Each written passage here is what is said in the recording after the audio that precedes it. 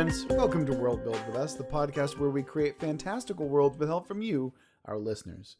My name is Rob Hilferty, and I'm here with zesty zealot Chris Prunty, as well as our ongoing special guest, Daniel Quinn. On today's episode, we are interviewing Logan from the Runesmith. And honestly, this interview was a lot of fun, and we're just going to go ahead and roll right into it. All right. We are honored here today to have Logan from the Runesmith here with us. Logan, how you doing today? I'm doing pretty good. Welcome back to, I believe, our third attempt at this. Yes. Technical difficulties aside. Give them a bit of insight. Yeah, absolutely. And we had such amazing conversations before. We really got to know each other like deeply from the soul. But we're going to have to start over again. Connected.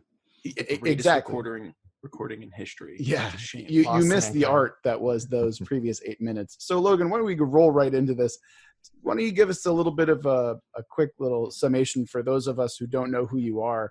I'm kind of just a guy who sits in his room and writes a bunch of scripts, then records them and makes videos, and then sits in his room again. There's nothing wrong with sitting in your room, especially when you get like such good content as the Runesmith. And why don't you tell us, what the Runesmith is all about? Okay, so it's essentially like college presentations where I explain folklore or world building techniques to people, and then I throw in some poop jokes to make it interesting and entertaining. You got to keep the attention somehow, right? Yeah. YouTube is a pretty good platform for edutainment nowadays. Yeah, I would agree with that. Yeah, and why don't you go ahead and tell us about your most recent video? One that it's a little bit of a departure compared to your other stuff. Okay, so I started my channel for the most part doing Dungeons and Dragons 5th edition content. And I really just, as someone who was more interested in writing from the get-go, I want to kind of step away from that and just look at writing as a whole or as folklore as a whole. And I tried doing some Jewish mythology, visiting kind of the origin of what a golem is. I got a couple minor errors in there, but that's, I think, only because I'm trying to step out of my comfort zone. So you can't ever really do something perfectly the first time. But hopefully it's a lesson for me moving forward to give lessons to you. Oh, absolutely. I mean, it's a matter of growth, right? Like if you're not constantly failing, there's no room for growth there. Yeah. So you're not failing, you're not doing anything. Absolutely. I mean, those previous 3 attempts were just us learning, right? Yeah. Speaking of the Runesmith and the man behind the whole channel, we were curious about your origin story. Because when we think of world builders, I wonder what the leap of faith was for you when you decided to go out on your own and set up your channel. Yeah, so I have a pretty complicated history with just entry-level jobs working from. I did a bunch of stuff. I did work at a Christian camp, being a groundskeeper and kind of one of the social leaders. I worked as a door-to-door vacuum salesman for Kirby and never sold anything. I worked at a hotel. I did actually, there's this thing called Funflix where they basically have a bounce house version of a TV that you can order for events like birthdays and school events and stuff. So I would drive that out, blow up a big ass TV, and then set up a projector and just host events for people. Oh my God, that's actually amazing. I didn't know that was a thing you could do. It's a crazy job. And then I finished up my actual work at my dad's hydraulic shop just because it paid a little better than what I was doing. And I had saved up a bunch of money from each of these jobs, losing them for various reasons. And I finally took the leap of faith after having worked with Jacob with his channel for so long. We really taught each other kind of a mix between performance and writing, because I wanted to be a writer when I was younger, and he was a theater performer when he was younger. So our collective introduction to Dungeons and Dragons was a huge learning experience for both of us kind of together. And then when I took that jump from his channel, I also quit my job and just went full force with $2,000 or $3,000 in the bank saved up from all these minimum wage jobs. And I got super lucky. There are plenty of people who are way more talented and way better at what they do than us, but luck is such a huge part of what, the industry is about. Mm-hmm. And, it doesn't take away the hard work that we do, but at the same time, there are so many people who are, like way more Yeah. deserving, but it's like, you just kind of gotta step on them and just accept the fame and the kind of glory that you might get. When you do get lucky, when you have faced like controversy or adversity younger with smaller jobs, you really have to fight off that imposter syndrome, because you've always been taught up until this point that you don't deserve anything better than what you work for. And then when it just blows up out of your own, really it's just luck. You're like, why me? Why did this happen? Oh, absolutely. I think that, even the most professional, even the people who are making millions of dollars doing, like writing and everything like that, they're still going to feel that pang of guilt, like, why me? Like, why did I get, the money as opposed to someone who should be more talented or more famous, Mm-hmm. But I think that's just kind of part of how creativity works, right? Like, for all time. Yeah, it's really just what catches on. And I think as long as you are creating content that you would like to see someone else make, then there are going to be like-minded people that are going to flock to your content, as long as you're not making like panhandling stuff. Yeah, I think one of my biggest like inspirations in this sense is Tom Waits.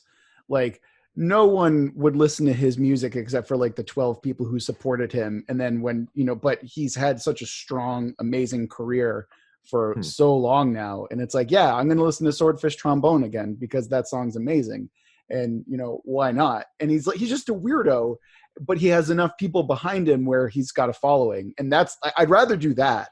I'd rather be like doing something that I love and than famous. Yeah, it's really interesting when you get to do something you love and then suddenly the fame sneaks up on you and you just get disoriented and overwhelmed.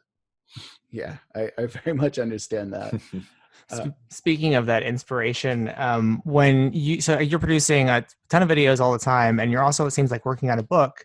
How do you keep yourself motivated to continue to produce content? Because I feel like that is a difficult thing when you're trying to put something out every week. Yeah, sometimes it's even less than every week, especially the end of last year. That was definitely a hurdle to jump over. And honestly, I don't really have a good easy answer for that question. I just write up a bunch of video ideas, and then I think for the most part it's because I don't make content entirely for me. It's kind of a catch-22 the way that you describe it, but I make content so that other people can learn and that other people can enjoy the stuff that I took the time to learn. And I think as long as I'm more focused and more centered on the people who enjoy it and less on like making it perfect, making it exactly what I want it to be, then it's a lot easier to kind of have those little failures with small like spelling errors and stuff here and there, and then just move forward to the next one immediately. Oh yeah, because if you try and do something until it's perfect, you'll just never produce anything. That's the other. Yeah, I other personally know a lot of musicians like that. Oh yeah. Speaking of that, in one of your videos about world building, you talk about how you spent 6 years working on a setting. Yeah, was Tesseract. Oh, I was curious if it was that one that it was referencing to. Yeah. At what point did you know that you were like, all right, there's no more details I could possibly write? Or was it something where you're like, oh, no, I could either do it now or spend the next 20 years writing something? Yeah, especially it's the way that I've heard it referred to as is a paracosm, which is just like a fake cosmos that you create and you get to nurture. And I think once I had the overarching story and all the deities, kind of the groundwork laid out, everything else was just what would I want to see in a fantasy world? And I just keep building that. And as I'm changing as a person and evolving with what I am interested in, I keep reforming and rewriting or adding things to this world. And a lot of the thoughts aren't fully formed. Like I could revisit them and actually flesh out this town, or I could just rely on improv to kind of explain it. But I don't think I'll ever be done writing the world setting as a whole. I think that's really important to kind of acknowledge, is that, sometimes leaving big blank spots is important, just because, you never know where you're going to end, and having some place to go back to that's a blank canvas for you to come back to is like, oh, I've got a good idea and it fits kind of somewhere around here, works a lot. And speaking of the world building process, what does that look like for you? How does that normally work on your end? So a lot of the templates that I've made are just based on like me doing research for a world that I was building. Like, okay, if I wanted to make a non-player character, if I wanted to make a settlement, I'm going to go and do all this research to see how that happens. And then I step back and kind of have an abstract perspective on it, where it's like, okay, why do I personally think that this is happening to this group of people? Like, why is a farming town different than a lumber town or a mining town? And what would that look like for the people? And then just a lot of consideration and research on what happens in the real world and how I can parody it or kind of shift it like clay to make it my own. So a lot of it is not quite comedic, but it's a lot of parody work where I look at something real and then I make it my own.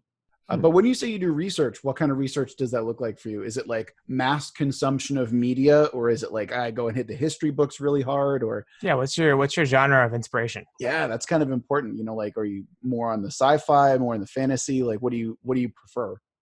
I was raised in a very, very religious family, especially on my mom's side, and my dad's side's a bunch of Westerners and alcoholics. So it's an interesting upbringing for sure.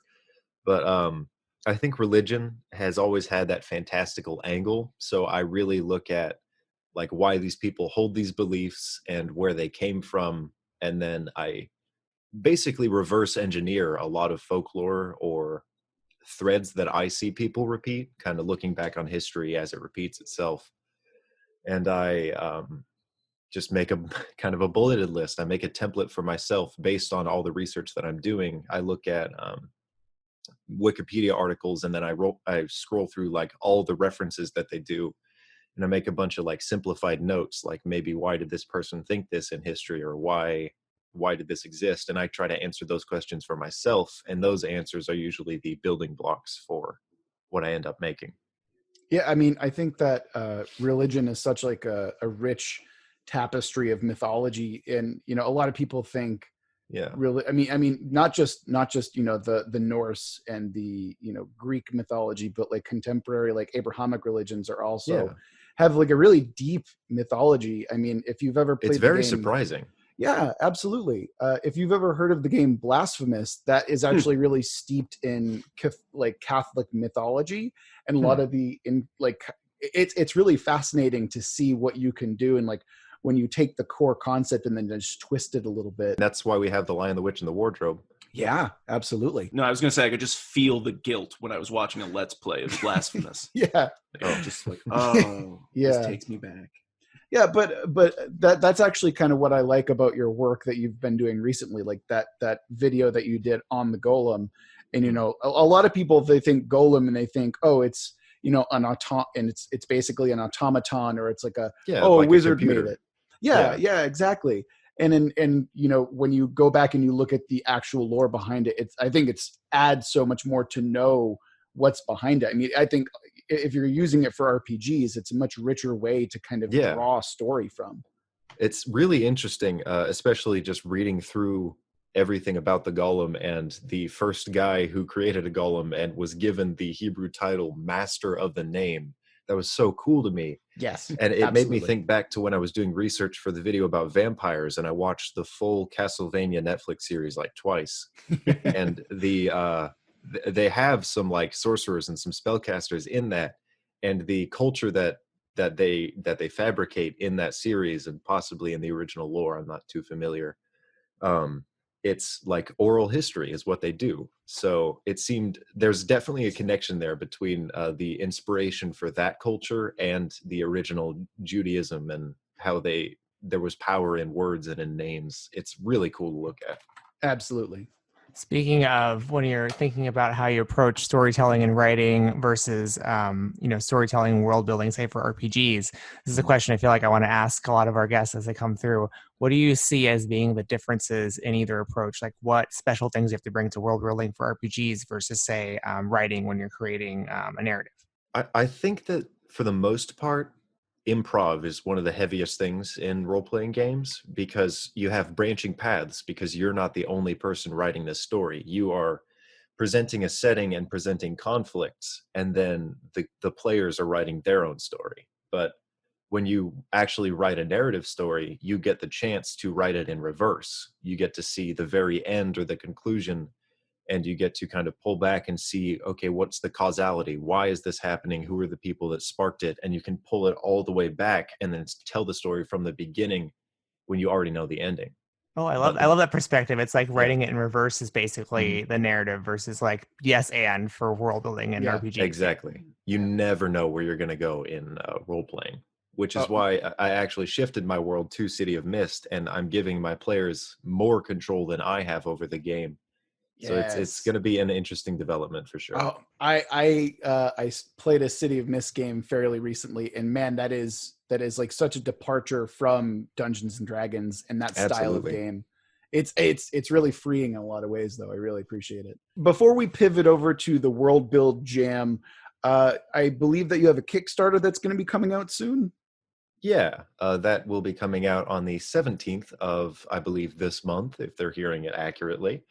That would be Stibble's Codex of Companions. It's something that I've always enjoyed in every game that I play. You know, you always want to get like the best familiar. You want to get like an animal companion or something. In a lot of like top-down games, I always like to play summoners, where I basically excessively expand my tiny army, and then I sit there and do nothing and let them kill everyone. It's mostly fantastical beasts, and then I'm going to be revisiting a lot of actual like creatures in the real world, how they gave cats nothing, they gave octopi just a couple things. I really want to revisit them and expand on these creatures and kind of give them the justice that they've been denied in the monster manual. That is Because- really true. Yeah. They're all so simplified. So it's basically going to be a monster manual for low challenge rating creatures. Oh, And that's kinda- awesome. Yeah, the catch for it is that everything in the book, every single monster, is going to be something that you as a wizard or a warlock can have as a familiar. Familiar. Oh. That would definitely spice up your horde spells for sure. Yeah. That Yeah. and I'm going to be adding some feats, a lot of spells and stuff that allows other classes and other players to get that little Pact of the Chain benefit, where Yeah. you get slightly better familiars that don't have one hit point and do one damage. I want people to be able to kind of express themselves in more ways than just their character. I mean, there was that one campaign with the familiar or animal companion that was a horse, and it was the strongest character in the setting. What was It had that? so Oh, much boy. strength. I don't know why. All right. That's great. All right. So people can look forward to that Kickstarter coming out on February 17th. And let's go ahead and pivot over to the World Build Jam. So for those of you who don't know, including Logan, the way that this works is they're going to roll some dice. It's going to randomize the type of genre, the type of subject, and the theme that we're going to be creating. And so what you're going to hear next is me rolling for that. First right. is going to be the flavor. All right, so I rolled a 2 on our genre, which means that it's going to be good old fantasy, which is definitely more, my kind of style. Next, we're going to be the subject, which is going to be either an item, a monster, a place, a historical figure, an event, or we have to roll twice and combine them. So I'm going to roll that now. I got a monster. So we've got a monster in a fantasy setting. And then we have the theme, which is going to be between madness, sacrifice, love, metamorphosis, pride and honor, the unspeakable, triumph, and hope. So let's go ahead and see what we get here. I got an 8, which is hope. Ooh. All right, so we've got a monster in a fantastical setting with a theme of hope. Logan, why don't you go ahead and start us off? All right. So what I kind of like to do here, especially with kind of template topics, is I recheck the definition of the word or the topic. So hope is a feeling of expectation or desire for a certain thing to happen. And I assume the subject of the monster would be, is this the center of this story, or is this the antagonist? Well, that's entirely up to you, because Okay. as soon as we finish building this monster, we're going to have a twist, which adds, which just obviously throws in a twist that can kind of make everything go just ass up. Sideways. Yeah, it goes sideways. Absolutely. So it'd be really easy to go classic here, make the monster the antagonist, and say that hope is the theme of just the general story that's about to unfold. I'd kind of like to reverse that and go with maybe a Beauty and the Beast kind of style of story where the monster is the one that's hopeful for something to change about itself Oh, or no. Oh, I like that. situation. I like that idea a lot. Almost like a Frankenstein too. Yeah. Yeah. I mean, Well, let's the go monster. ahead and kind of, I mean, we were talking about like kind of a religiosity earlier. Why don't we go ahead and add like a sub theme of kind of faith or something like that we can add in as well. Maybe the monster is damned and wishes to be not damned. Oh, that's kind of interesting. We have like an additional kind of like theme of redemption in some way, where hope is something that they strive for, or we can go the opposite where they feed off of hope in some way. If you want to do some Hope kind vampire. of, yeah, I think we could do a twofold there, where the creature feeds on the hopes of others for the sake of something that it personally desires that's more than just survival. Oh, that's great. So maybe maybe the monster's feeding. It wants love, so it feeds on the love emotions of others. right, but what does it gain? Like I like what you were saying, Logan, where it's not just a matter of survival, it's a matter of like what does it get out of it? Is it ascension? Is it, Yeah, because if it feeds on the hope of others and it wants hope itself, that's kind of a catch-22 that definitely falls into tragedy. I think if we're going for hope, we want the opportunity for a happy ending. Yeah, absolutely. So how do we get a happy ending out of this monster that may or may not feed off of hope? First, we need to figure out what this monster desires, kind of its goal, its stake in this story. No longer be a monster? No, there you go. Oh yeah, Simple. Full Beauty and the Beast. Yeah. I mean, to go back to what you were saying earlier, Vampire, werewolf, the cure for it. I kind of want to stay away from the classics if we can help it. But I do like the idea of a cursed being who needs enough hope to or maybe that's why it feeds off of hope, is so it can reverse the curse or Can we kind of go in my storytelling direction and make this thing a deity? Yeah, let's do that. Okay. So is this a fallen deity, or is it a deity that's being reborn? Or Well, you gave it a damnation, something that it wants to escape from. So let's definitely make it a disgraced deity. Oh yeah, absolutely. And maybe now it's okay. Let's say that it's like been forced into this domain of feeding on hope, and that's not what it wants.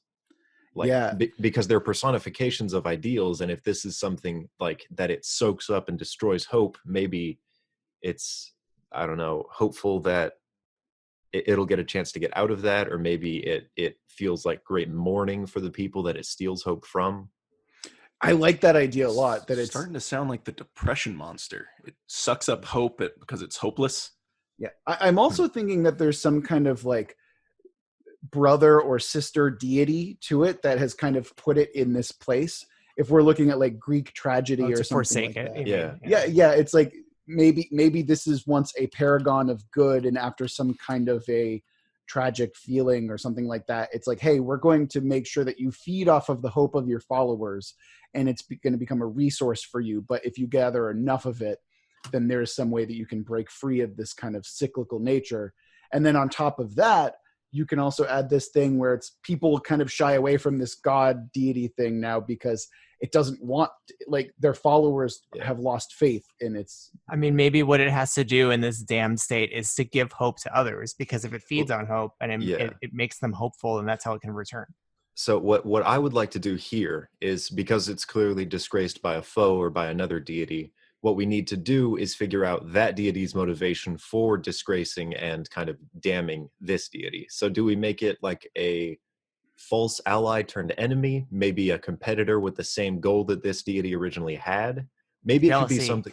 I was thinking jealousy as well. Like, just make it real simple and just be like sibling rivalry or like something it covets within this now disgraced deity. Okay, let's make this a succession story then. Oh, I like that idea. Where is it a father-son relationship, that type of thing that we're dealing with? No, I think we'll make it just kind of like a chasing for that domain, kind of like how Vecna became the god of Lich solely by ascension, or how Talos kind of became the savior of his people in Elder Scrolls mythology. Yeah. So let's say that there was originally a deity who had a wider field of domains where he governed both like the achievement of hope and the loss of it, the absence of hope. And when he died, these two deities were forced to fight over the two sides of his domain. And so this kind Is of everyone following me so far? Yeah. Okay. so this enemy god is now The god of hope. This god of hope, and it's split the domains in two. And so is there like a dichotomy between them, or is it a matter of this enemy deity has stolen the domain from the now disgraced deity? That last one, I think, Okay. is kind of what we're going for. Understood. I think this is a good place to add a twist. So I'm going to roll the die, and we're going to see what happens. There's too many of these for me to actually go over, so I'm just going to go ahead and roll the dice. So it says family gets involved. Oh, that's perfect. Yeah. So I mean, we're kind of already going in a close direction, but let's go ahead and add like a third party to this. And now, if there were siblings, maybe it's time for the parents to get involved. No, we'll say that the father deity is the one of like the two sides of the same coin, that is hope and the absence of hope. And when he dies, his two sons get those two domains, and the monster that wants to not be a monster is the one that got the negative end, kind of there we go. The downside, kind of like a Hades story. Yeah. And if family gets involved, let's add their mother. Maybe we could make this like a what's the first guy that killed his brother in the Bible? Cain and Abel? Yeah, Cain and Abel. Make this where the mother favored the one who got the good end, where the mom kind of ruined this fallen monster's chances at becoming the god of hope, even though that's what they wanted. Oh, wow. So let's go ahead and add in a mother figure who is maybe running a propaganda campaign on the mortal realm that is essentially stopping this monster from ascending into a more hopeful position. It's like classic Hera maneuver. I love that you just involved the aspect of actual worshipers. Yeah. So we could say that this mother deity, give her a domain. We'll give her anything. I don't want to go nature. Let's glory. Let's go with glory. Glory's good. Yeah. Fame. So then we'll make her the goddess of glory, with like a minor hidden angle to her domain that is also deceit. So she gave, basically sent messages to the followers in her church, her acolytes, and she win said, at any cost, lie, cheat, and steal. That's like the subterfuge aspect of it. That's so all these people in the world got this kind of like a fucking ping on their phone, like a message from this goddess that said, hey, this deity is passing his power to his sons. I want you all to spread the message that this son is the one that deserves hope. Oh, wow. Oh, that's great. And so now you can play off either angle, and you can either be pro monster, anti monster. I mean, there's a bunch of angles you can create. But to touch back, I like it if the monster, when it ascends, it still becomes big and powerful, but it's the god of false hope. Oh, yeah. Wow. Yeah. And because that's fucking beautiful, because it given false hope that it would be given the domain of actual hope. Yes. Yeah. Oh, that's so good. Okay. I'm calling it there. We're not going to do better, because that's fantastic. I want to introduce that god now. Right? Yeah. Absolutely. All right, Logan, that was awesome. Thank you so much for the god of false hope. I appreciate that. Yeah, it's my bread and butter. Yeah. All right. False hope. Well, actually, a little bit. Improv world building. Yeah, absolutely. Okay. So I'm going to ask you some real quick questions and just a rapid fire type thing, because we're wrapping up here. Okay. My wife wants to know, is cereal a soup? I'm going to have to say that's a question that I ask myself every morning, and I have a different answer depending on the day. That's all right. All right. And what games have you been playing recently? Oh boy. Minecraft. And I actually got back into Hearthstone recently. And an interesting little detail here that will help market myself is some of the artists that work on Hearthstone, that work for Blizzard, are actually doing illustrations for Stibble's Codex of Companions. That is an excellent. It looks familiar. Yeah, that's really good. That's fantastic. So it like blows my fucking mind that I'm spending my free time playing a game that's been illustrated by people that I got to employ for a little while. Yeah, it's so that's cool. Awesome. That's really, really cool. All right, and then Breath of the Wild, my favorite game. Yes. Okay. And we've got. So, have you been playing Hades? By the way, you should take a look into Hades. But I know about Hades. I played all of Supergiant's other games. I do Yep. need to jump back into Hades it. is very, Transistor very fan good. over here. Yeah. Okay. Oh yeah. I love the world my of favorite. Pyre. Yeah. Oh If my I- god. great, Yeah. Yeah. And they have nothing on it. Like all they have is the content in the game. I would love to sit down with the guy who created that world and who wrote it and talk to him about some of the mythology in it. Oh, It's so cool. totally. All right, and we've got some other quick questions from Chris and Daniel. Go ahead. So I really like your basic series. Oh, I guess would be the best.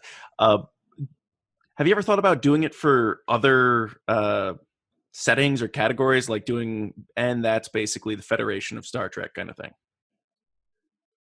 It's not something that I've considered too heavily, especially with Monster Origins. I was going to do kind of like some folklore episodes of basically, but I think it would be fun to kind of delve into other people's worlds, like Star Wars, of course. I could do J.R. Tolkien. I know a lot of people do Dark Souls. I think Mr. Rex is kind of like my predecessor for my channel.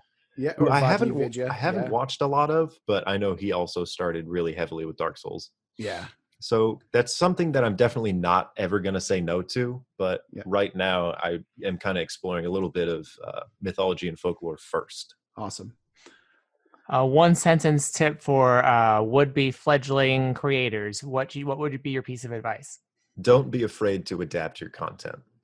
Nice. Yes. I think a lot of people get stuck in a hole of like, well, this is what I'm really good at, and I'm going to keep doing it until it works. And that's not always going to work because you need to kind of evolve as a person, and your channel should be to some degree an extension of yourself. That's really great advice. Yeah. Now, do you have any shout outs that you want to give out? Obviously your own, your Kickstarter's coming out in a couple of days. Besides that, do you want to give anybody else a shout out or plug? I'm working on a few shout outs right now, just with the list of sponsors that I have. Retrograde Minis, as you mentioned in the beginning, there are a lot of people who get super lucky, and then you get to look back at the people who are more talented than you and think, wow, why do they not have what I have? I think Retrograde Minis was one of the biggest ones for me because they are incredible at doing pixel art, and they reached out to me and did a full set of Tesseract characters just for free if I mentioned them. Wow. And I was like, I am still going to pay you for this because this is incredible. But they're going to be one of the big ones. Of course, Jacob, I know he's exactly the same size as me. He's got the same viewer base, but he really helped me get to where I am now. Absolutely. That's XP to level 3. All right. His channel. Yeah. Yep. All right, I don't and, know. As I said in the beginning, I've kind of lived in a hole, so I don't know too many people. Okay. Yeah, no, that's fine. Even if it's something like, hey, I've been listening to this podcast that I really like, it's called Worldbuild with us, something like that. Welcome out of the hole. Those guys. Oh, Flipping the Table is also a really cool little crew of guys. They invited me on for a one shot, kind of like this. It was pretty fun. Awesome. All right. Logan, thank you so much for joining us on this podcast and interview. Thanks for having It's me. been a lot of fun. And thanks for coming, really. And hopefully we'll hear from you soon. I hope the Kickstarter goes well. I hope it crushes every goal and every, everything beyond that you think it would be. Yeah, we're hoping for exactly that. Just remember us when you're famous. Yeah, absolutely. And that was our interview with Logan from the Runesmith. Guys, what did you take away from that interview? What did you like about it? What did you hate about it? Would you ever date Logan for real? Oh, yeah. Of course. Yeah. My favorite thing, I think, was hearing his story of how he started from hopping around from jobs like we've all done and then realizing I'm quitting these fucking jobs. I'm doing something cool. You know? I think we can, technical difficulties aside, I think we can all really appreciate the fact that, we've done we've all done shitty jobs. I've done like literally every entry level position that's available. I was in food service. I was in a kitchen. I was in construction. What was your favorite shitty job? That's the things we should say. Favorite shitty job? Yeah. Well, favorite in the sense of like you hated it so much that you loved it that you hated it. Honestly, working at the pizza place is probably my favorite shitty job because because this is what happens when you live in like a small town and all of the businesses are local. The owners are like super chill most of the time because it's not like you have to fucking bother with corporate. Yeah. My boss would literally come up and be like, "Hey, Robert, how much time do you think it'll take for you to eat this entire bag of French fries?" I'm like, I don't know, like I'm probably like 2 minutes, and they're like, all right, bet 10 minutes or 2 minutes. Who's got the $10? Who's got $10? Wow. And then so we'd be like, oh god, I gotta eat this whole bag of French fries now. I don't know. That happens so often in every food service. Like, that is where the cinnamon challenge came from. Oh, of course. Where do you think I ate an entire spoonful of thickener from? I worked at an assisted living facility, and there are people who can't drink liquids, and so you add thickener to it. I was a dietary aide, and then I lost a bet, and I took an entire spoonful of thickener and put it on my tongue. My tongue was desiccated. I mean, like the driest my tongue has ever been. It was the weird. Don't do it. Oh, God. Don't find it and do it. Actually, do it and find it. That's kind of fun. I was, by the best of a waiter's ability, waterboarded, and also... That's lovely. Yeah, because it was just like, come on, it can't be that hard, and it's they just like waterboarded that you. moment in Archer where you're just like... Wow. But also, I have a scar on my hand from where we played a game of who can keep an ice cube and salt on their hand the longest. Oh, because you burned your hand. Because that's what happens. horrible. It's a terrible Yeah. chemical reaction. Listen, on slow days at a retail place, much better than slow days at a restaurant. Slow days at a restaurant, you're just doing dumb shit all Yeah. the time. Or if like a food order comes back and it's like, all right, we got this half burned pizza. What do you want to do with it? I don't know, eat part of it, I guess. Like that's just what you did. And also like, how many boxes how fast can you fold boxes? Or I had the record of how many large pizza boxes I could hold at a single time. Yep. It's just dumb shit that you do. So yeah, pizza place for sure. Was yours when you worked at Universal Studios? Well, there was the bleeding into the lemon slush cart because they handed us a chisel with no handle. But my favorite was probably when I worked at 24/7 Dunkin' Donuts. Oh, My no. boss was an ex-convict. And the other fun fact about Dunkin' Donuts is that service, yeah. the vat that they make the glazed donuts in, most of the employees were like, we don't need gloves. And they just stick the donuts in there with their bare hands. Oh, so God. remember that when you go to Dunkin' Donuts. Oh god. I haven't been to Dunkin' Donuts in forever, and it will haunt me. I'm glad that I'm glad. Oddly enough, while I do love a lot of my food service jobs, Sandrine's has a very special place in my heart because When you got ran out for being a fucking thief? Whoa, what? Allegedly. No, that was Stodad's Oh, or okay. Stoddard's. Stoddard. I mean, I wasn't a needless to thief. say, I stole no one's knives. Stoddard's is awesome, though. I love that you. place. Yeah. I've been once and it was decidedly okay for me. You bitch. Treachery. You weren't working there? I don't know. For all I know, I it went wonder downhill. if I ever saw you there. I could have. I was in the back. If you saw me, you're in the wrong In place. the wrong spot. Then. Yeah. Yeah. Daycare. I love daycare. I've been a volunteer at many daycare places. Yeah, it's pretty cool to be on a big brother. I was paid and approved by the state. Oh, I wasn't. I volunteered every time because I started doing it as a community service thing for a class and then just kept showing up because I'm like, I love it here. It was super fun. And obviously the daycare field is so female centric. Whenever there's a guy, the kids are like, oh my God, I can talk about trucks with I you. do with It's this like guy? stuff like that. Yeah. I mean, all this to say is that we appreciate, Logan, your trajectory. Yes. you know? More than anything else. And also, I genuinely appreciated the world building jam that we had. I love the God of False Hope. I think that's a really cool, fun concept. What about you, Chris? Anything else you want to add? No, So that'll be this episode. God damn it. I was gonna say check out his channel. Check out his game Tesseract. Yeah. I have been listening to that since the episode, and it's been pretty good. So you want to definitely check out his Kickstarter that's going live soon. Support Logan, support the Runesmith, and yeah, that'll do it for now, I guess. Remember that here at World Build with us, we love you very much, and we will see you next week. Good night and good luck. I'm just gonna edit that part out. Damn it!